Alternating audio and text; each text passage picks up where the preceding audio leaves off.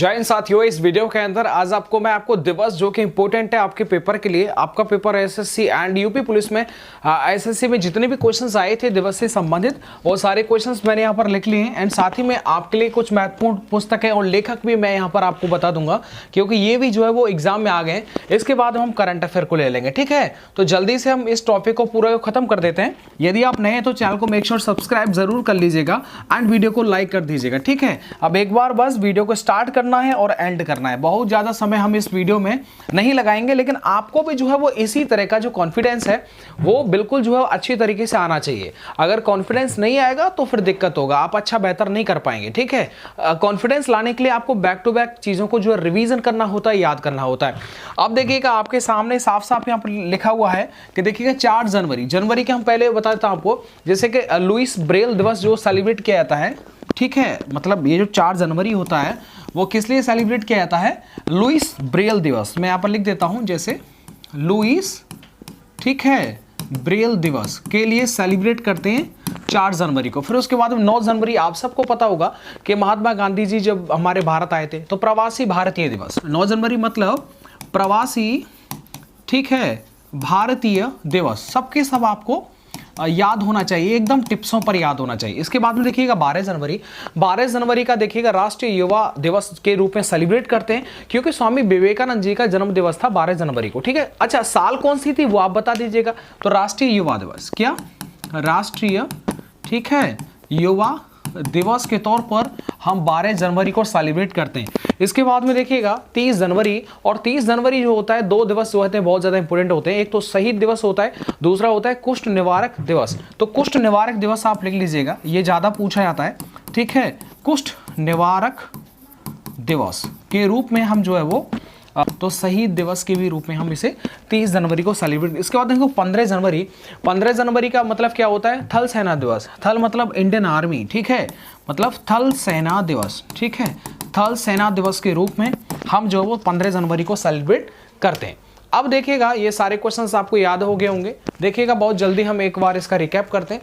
4 जनवरी Louis Braille दिवस, 9 जनवरी जो है प्रवासी भारतीय दिवस, ठीक है। इसके बाद में 12 जनवरी राष्ट्रीय युवा दिवस, 30 जनवरी कुष्ठ निवारक दिवस या फिर शहीद दिवस, 15 जनवरी हो जाएगा थल सेना दिवस। Is that clear?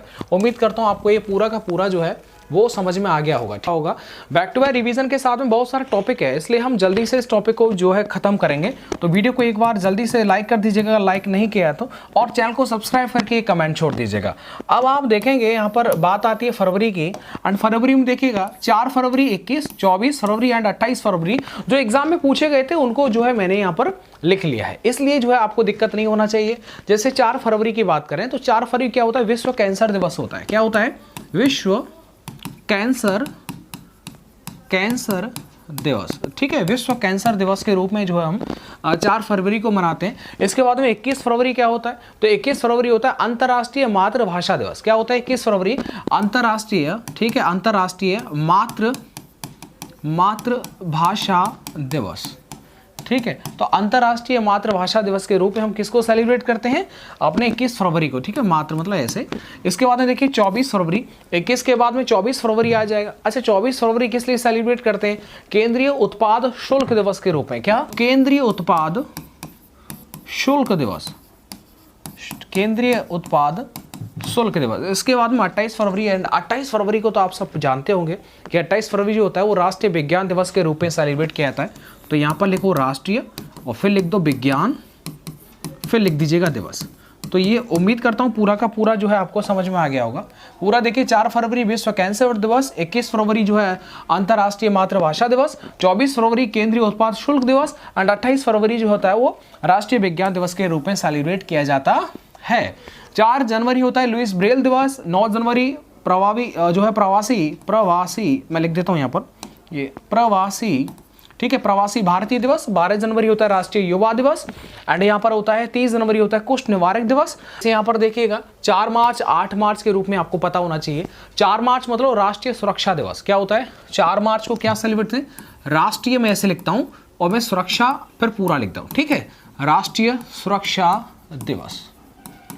इसके बाद में 8 मार्च, तो 8 मार्च महिलाओं को कौन भूल सकता है? तो अंतर्राष्ट्रीय महिला दिवस। क्या होता है? मैं अंतर्राष्ट्रीय ऐसे लिख देता हूं और फिर लिख देता हूं महिला ठीक है, दिवस याद हो जाएगा। इसके बाद में 15 मार्च एंड 8 मार्च ये 2 बार पूछे गए थे, ठीक है। तो 15 मार्च मतलब होता है विश्व उपभोक्ता अधिकार दिवस। क्या होता है? विश्व, तो विश्व ऐसे लिख देता हूं, विश्व उपभोक्ता अधिकार, ठीक है भाई, आपको याद होना चाहिए अगर आप पेपर में अच्छा नंबर लाना चाहते हैं तो।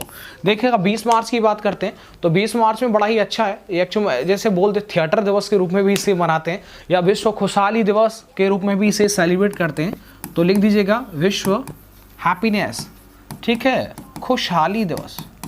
हमारे इंडिया का रैंक क्या है खुशहाली में? 126, ठीक है। विश्व खुशहाली दिवस, हैप्पीनेस। 22 मार्च को बात करते हैं, 22 मार्च की भी बड़ी अपनी जो है विश्व जल संरक्षण दिवस। क्या होता है? 22 मार्च होता है विश्व जल संरक्षण। किसका संरक्षण? जल का। तो विश्व जल संरक्षण दिवस के रूप में। तो 22 देखिएगा 23 मार्च बात करते हैं तो विश्व मौसम विज्ञान दिवस। क्या होता है? विश्व मौसम विज्ञान दिवस के रूप में मनाते हैं। तो लिख लीजिएगा विश्व मौसम विज्ञान दिवस, विश्व मौसम विज्ञान दिवस के रूप में। और 24 मार्च जो होता है, अगर मैं आपसे पूछ लेता हूं तो आपको पता होना चाहिए, अब मैं आपके लिए इसे छोड़ देता हूं, चलो बता ही देता हूं, टीबी दिवस। क्या होता है?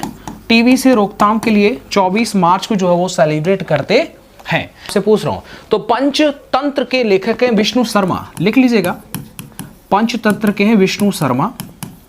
इसके बाद में प्रेम वाटिका, तो प्रेम वाटिका पूछा जाए तो रसखान है उनका नाम। क्या है बताओ? रसखान। इसके बाद में देखिएगा बुद्ध चरित्रम। कादंबरी किसकी है बताओ? कादंबरी है बाणभट्ट। क्या? कादंबरी है बाणभट्ट जी की जो है वो ये रचना है।